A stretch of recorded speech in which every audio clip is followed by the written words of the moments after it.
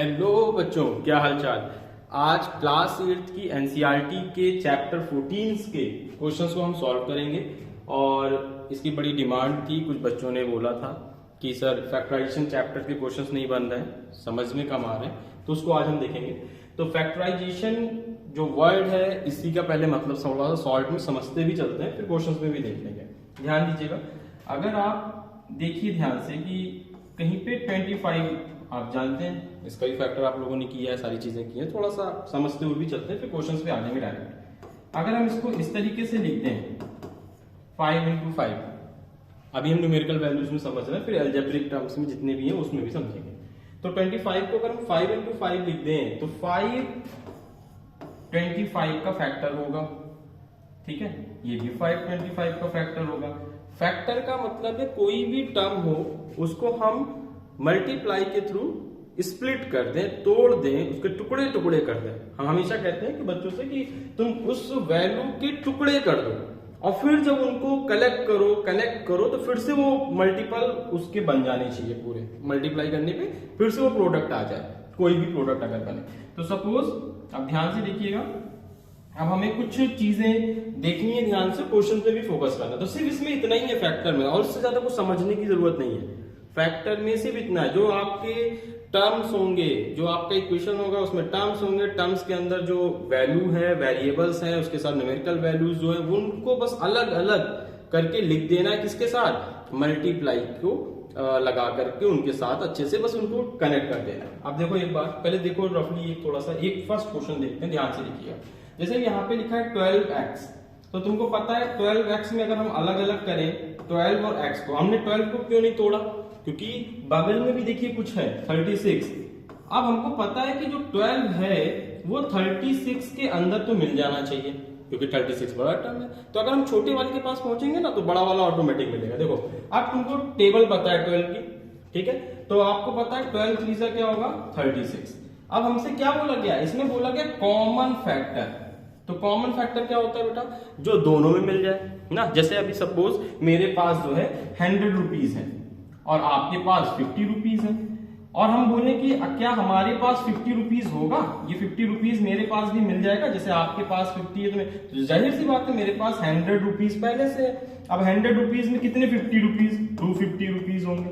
तो कहने का मतलब है कि 50 रुपीज तो आपके पास भी था, मेरे पास भी, तो ये कॉमन हो गया। बट अगर कोई बोल दे कि अब 100 रुपीज तुम्हारे पास है तो नहीं है, तो कॉमन का मतलब है जो सबके पास मिल जाए। तो अगर हम इसको और आसान भाषा में समझें, वो वैल्यू, छोटी से छोटी वैल्यू जो सबके पास हो, सारे जितने तुम्हारे टर्म्स बन रहे हैं अलजेब्रिक एक्सप्रेशन में सबके पास हो, तो वो तुम्हारा क्या हो जाएगा? कॉमन निकल आएगा उससे, ठीक है। अब इसको आसान भाषा में हम आसानी से समझ गए, ठीक है। एक बार फिर से देख लेते हैं, अभी ध्यान से देखिएगा, रिलैक्स होके बिल्कुल। तो अब यहाँ पे मैंने क्या किया, 12 के टुकड़े कर सकते हो, 12 को तुम जितने मनो कर दो, 36 के टुकड़े कर दो, प्राइम फैक्टराइजेशन कर दो। वो जब तुम देखोगे ना उसमें तुमको हर चीज कॉमन दिखेगी। अब देखो यहाँ पे 12 और इधर भी देखो 12। अब ये दोनों अलग अलग टर्म थे, 36 अलग टर्म था और जो है हमारा 12x और 36 अलग अलग दो टर्म थे। 12x का फैक्टर किया तो 12 और x निकला, 36 से किया तो 12 और 3 निकला। अब 12 दोनों में क्या हो गया बेटा? कॉमन हो गया। तो अगर हमसे कोई बोलेगा कि कॉमन फैक्टर इसका क्या हुआ, कॉमन फैक्टर इसका क्या हुआ, तो हम आराम से बता सकते हैं 12 is a common factor. Second question भी देख लो। अब इसमें 2i है तो हम इसको अलग अलग क्या लिख सकते हैं? 2i लिख देंगे।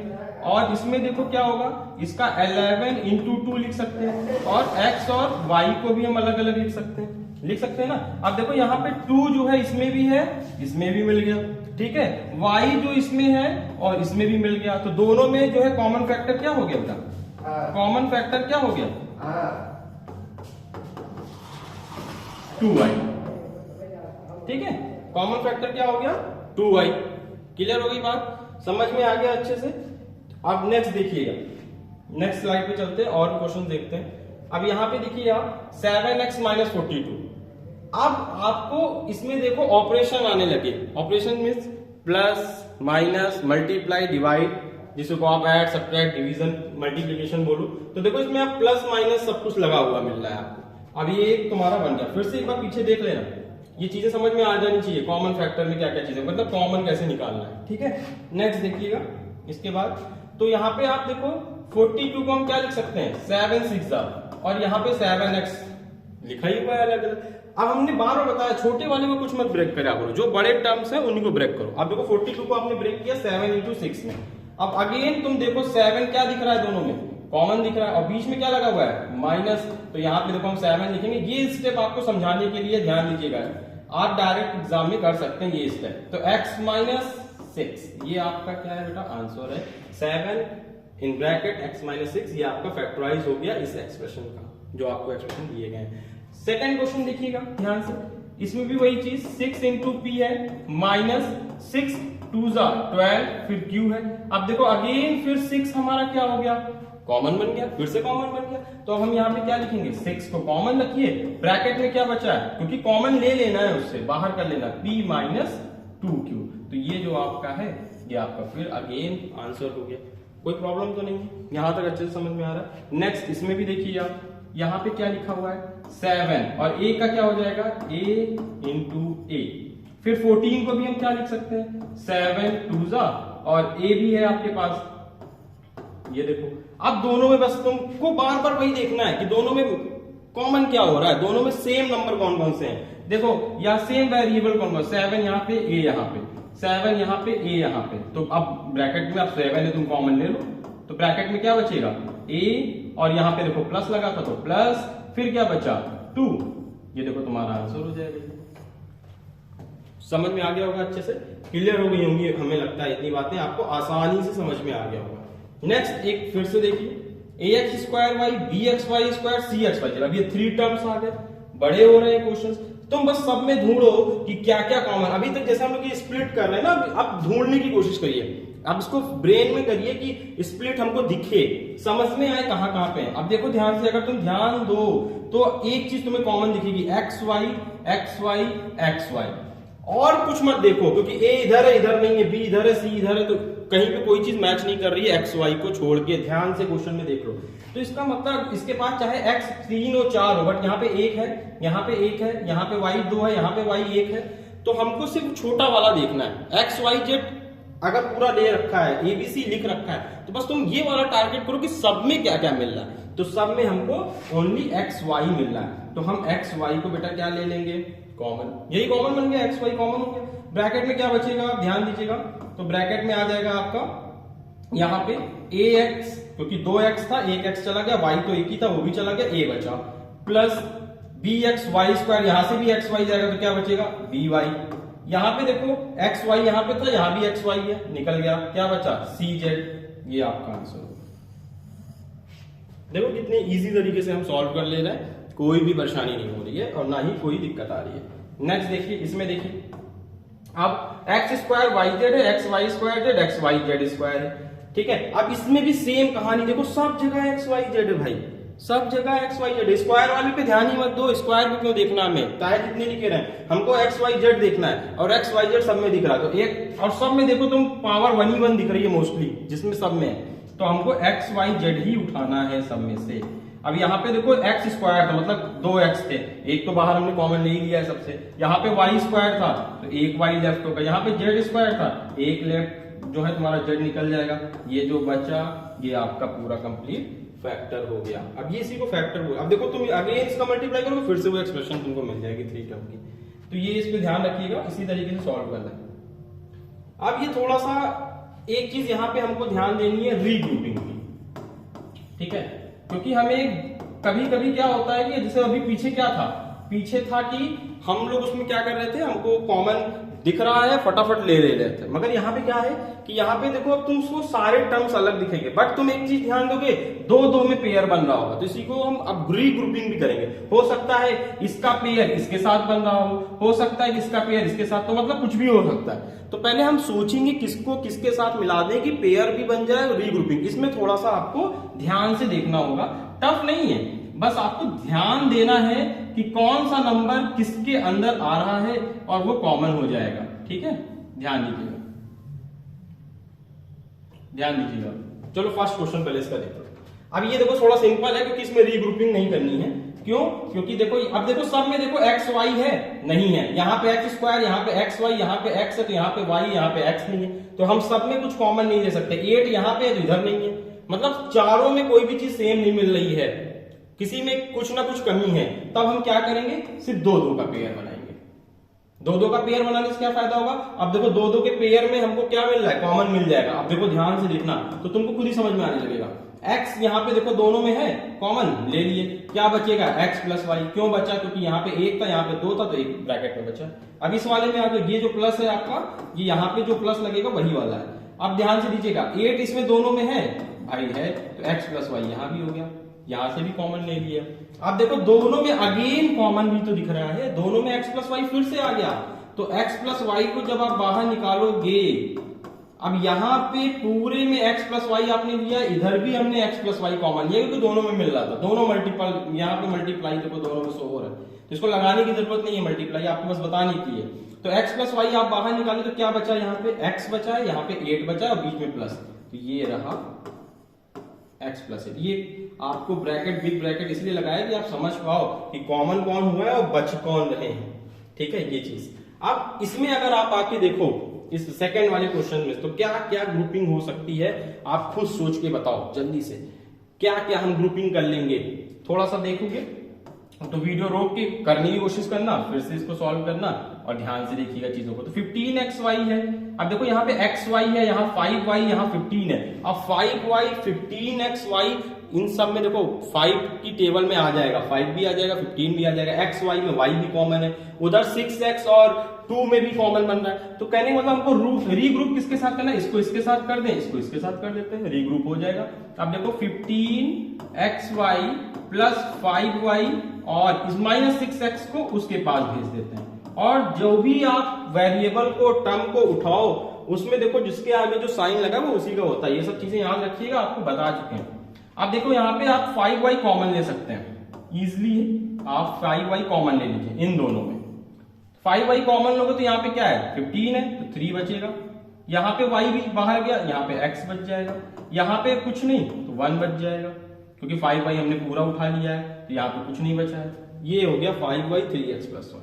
अब यहाँ पे देखो आप -2 उठा सकते हो, और -2 क्यों बोल रहे हैं, क्योंकि माइनस अगर बाहर है अंदर भी माइनस, तो ये कॉमन हो जाएगा, माइनस भी कॉमन हो जाएगा, तो हम -2 कॉमन उठाएंगे, तो यहाँ पे क्या बचेगा, 6 में क्या क्या फैक्टर हो सकता है, 2 3 जैसे यहाँ पे 15 में हो गया था 5 3 सा, तो देखो 3 बचा है, 5 बाहर है, इसको याद रखिएगा, अभी पहले समझा चुके हैं। तो यहाँ पे हो जाएगा 3x और यहाँ पे क्या बचेगा +1, क्यों प्लस, क्योंकि माइनस भी हमने कॉमन ले लिया है, ध्यान दीजिएगा। और देखो यहाँ पे दोनों में फिर से 3x प्लस 1 कॉमन है, तो भाई 3x प्लस 1 को बाहर निकालो, ठीक है। ब्रैकेट में क्या बचेगा, 3x प्लस 1 निकलेंगे तो 5y माइनस 2 बचेगा, ये आपका आंसर हो जाएगा। ये लास्ट देखो एक जल्दी से, और बहुत आसान है, समझ में आ जाएगी चीजें। अब यहाँ पे देखो दोनों में x कॉमन हो रहा है, ये तो सिंपल है, x कॉमन ले लो भाई आप, देखो x कॉमन ले लिए तो क्या बचेगा ब्रैकेट में a प्लस बी, बहुत सही। यहाँ पे -y कॉमन ले लो तो ब्रैकेट में क्या बचेगा a प्लस बी, फिर a plus b again common, ये बड़ा सिंपल था, फिर से वही वाले क्वेश्चन आ गए जो इधर था। तो देखो यहाँ पे a plus b again common ले लो तो ब्रैकेट में क्या बचेगा x माइनस वाई, तो ये चीज जो है आपकी कंप्लीट हो जाएगी। इसमें आ जाओ, इसमें देखो क्या क्या चीजें हम ग्रुप कर सकते हैं, इसमें फोर्थ वाले में अब देखो 15 PQ है, 15 9Q है, 25 P है, तो अगर हम करना चाहें तो हम आसानी से ग्रुपिंग कर सकते हैं, और क्योंकि आपको समझा दिया जिसकी टेबल में मिल जाए, ये दोनों देखो इसमें P भी है, इधर भी P है, उधर 15 25, ये थोड़ा सा सोचना, और भी कोई अदर ग्रुप भी बन सकता है, ये नहीं जरूरी कि जो मैंने बनाया वही बनेगा, कुछ भी बन सकता है बेटा, ठीक है। बहुत इजी तरीके से आप सोच के देखना, और भी आपको दिखेंगे सिमिलरली, इसी क्वेश्चन में आपको लग सकता है कि और मेथड हो सकता है, बिल्कुल हो जाएगा, ध्यान दीजिएगा, ठीक है। चलो इसको आगे देखते हैं।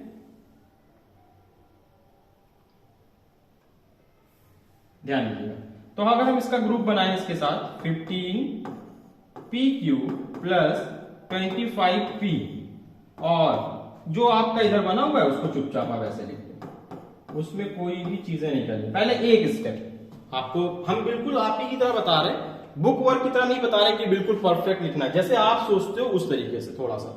तो हमने 15pq 25p और इधर 15 + 9q को अरेंज किया, तो हमने 15pq के साथ 25p को रीग्रुप किया है। अब इसमें देखो क्या क्या कॉमन हो सकता है, तो तुमको पता है 15 को हम लिख सकते हैं 3 5s, बाकी pq जैसे है लिखा रहने दो, इधर 5 5s, ये थोड़ा सा जानबूझ के स्प्लिट कर रहे हैं हम फिर से, जिससे आपको समझ पाए। अब देखो इधर क्या लिख सकते हैं 3 5s, फिर 3 3s और इधर q। अब इतने में कॉमन ढूंढ लो, इधर वाले में कॉमन ढूंढ लो, ठीक है। आप ध्यान से देखिएगा, ठीक।